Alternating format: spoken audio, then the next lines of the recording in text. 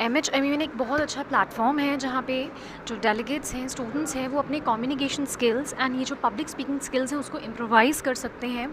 Then जो हमारा committee है UNCSW, जिस पे हम चर्चा करने वाले हैं women empowerment, gender equality and औरतों का और भी ज़्यादा पॉलिटिक्स में इन्वॉल्वमेंट होना चाहिए। सिर्फ हम एक ही सेक्टर को लेके नहीं चल सकते कि एजुकेशन सेक्टर में हमें औरतों को आगे बढ़ाना है। औरतों को हमें हर सेक्टर में कहीं ना कहीं आगे बढ़ाना पड़ेगा। फॉर एग्जाम्पल, ये छोटी छोटी चीज़ों से स्टार्ट हो सकते हैं। उनको बेसिक ट्रेनिंग फैसिलिटीज़ दीजिए।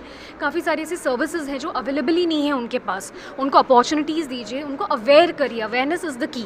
जब तक उनको मालूम ही नहीं होगा कि उनके आसपास क्या चल रहा है, हमें कैसे एक्शन लेना है, जो चीज़ें हमारे दिमाग में चल रही हैं थॉट्स है, how to implement our thoughts into actions. तो UNCSW एक प्लेटफॉर्म देता है औरतों को आवाज़ देने के लिए कि वो कैसे, अब how to raise their voice.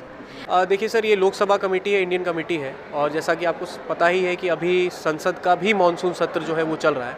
अभी हम लोग इस कमेटी में जो है वो देश के सबसे इम्पॉर्टेंट इशू अनएम्प्लॉयमेंट क्राइसिस पे बात कर रहे हैं, with special emphasis on demographic dividend.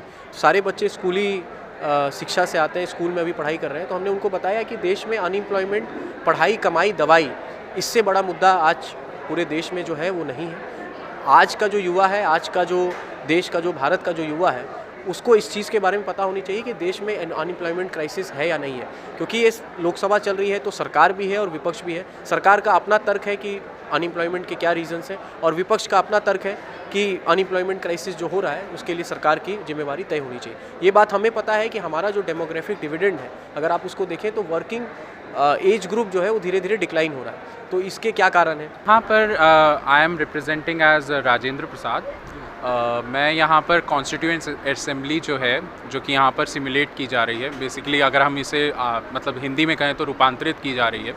तो यहाँ पर मुझे राजेंद्र प्रसाद की जिम्मेदारी दी गई, और यहाँ पे जो बच्चे हैं, संविधान कैसे बना, कैसे बनाया जाएगा, और उस समय में किस परिस्थितियों में संविधान बना, तो उसके क्या क्या हमारे उद्देश्य थे, क्या क्या हम उस संविधान में आज की व्यवस्थाओं को जो हम जानते हैं, या जिस व्यवस्था को हम आज से लगभग 75 साल हम अमृतकाल बना रहे हैं, तो अमृतकाल के इस वर्ष में हमारे लिए मतलब यहाँ के, मतलब मैं इसका धन्यवाद देना चाहता हूँ MHMUN को कि उन्होंने इस विषय पर यहाँ पर बच्चों को कॉन्स्टिट्यूशन कैसे बनता है, संविधान कैसे बनता है, इसके बारे में जो है समझाने के लिए यहाँ पर इसका सिमुलेशन प्लान किया, रूपांतरण प्लान किया।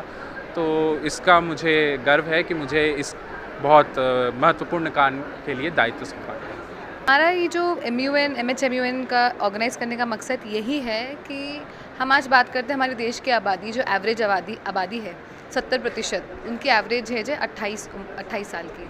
ये सब बच्चे आने वाला फ्यूचर है। अगर इन्हीं को आज के कॉन्सेप्ट्स के बारे में नहीं पता होगा तो ये कैसे अच्छा एक फ्यूचर, शेयर्ड फ्यूचर कैसे बना पाएंगे इंडिया के लिए।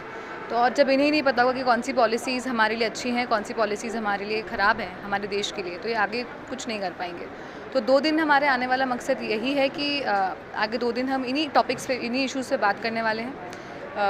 क्लाइमेट चेंज के ऊपर बात करने वाले हैं, डिज़ास्टर रिस्क मैनेजमेंट के ऊपर बात करने वाले हैं, youth in democracy and governance पे बात करने वाले हैं। क्योंकि जब तक ये नई पीढ़ी नहीं बोलती है आगे, जब तक कुछ नहीं होने वाला। आज हम पॉलिसी चेंजेस चाहते हैं तो कैसे चाहते हैं?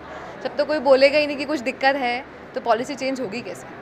सर, जैसा कि आपको पता है कि इस देश में जहाँ धर्म, जाति, वर्ग में लोग बटे हुए हैं, लेकिन एक ऐसी चीज़ है जो सबके लिए बराबर है, और वो है संविधान।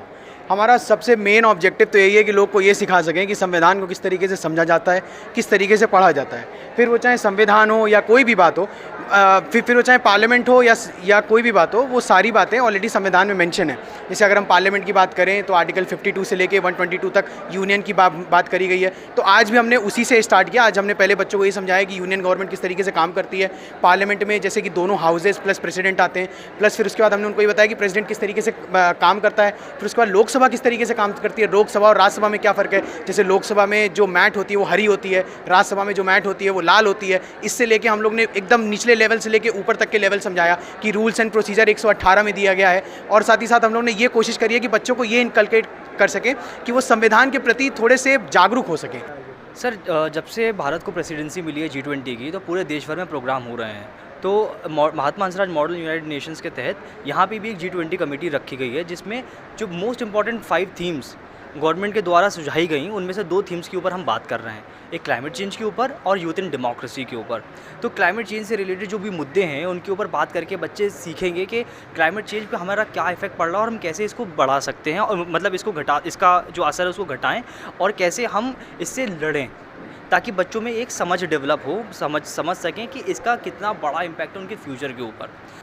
हम लोग महात्मा हंसराज एमयूएन में इंडियन वॉर कैबिनेट आयोजन करवा रहे हैं, जिसमें मेरा जो रोल है वो प्रधानमंत्री श्री राजीव गांधी का है 1987 से, जहाँ पर उन्होंने इंडियन पीस कीपिंग फोर्सेस को श्रीलंका में भेजा था to liquidate Tamil Tigers LTTE and bring peace with the Sri Lankan government. बच्चे काफ़ी इंटरेस्टेड हैं, जो भी हम उनसे पूछ रहे हैं, जो भी हम उनको समझा रहे हैं, वो काफ़ी इंटरेस्टेड हैं इन सब चीज़ों को जानने में। और सुबह का सेशन काफ़ी अच्छा था, उसमें हमने इनसे काफ़ी सारी deforestation, afforestation, basically disaster risk management का भी इम्पैक्ट क्लाइमेट चेंज के हिसाब से बात किया था हमने, तो काफ़ी अच्छा रिस्पॉन्स था बच्चों का।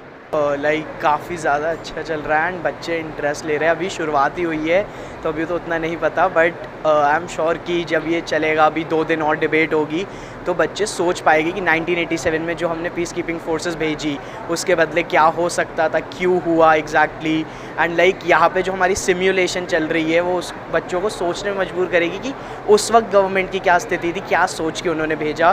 तो काफ़ी लर्निंग होगी, हमें भी काफ़ी कुछ सीखने को मिलेगा।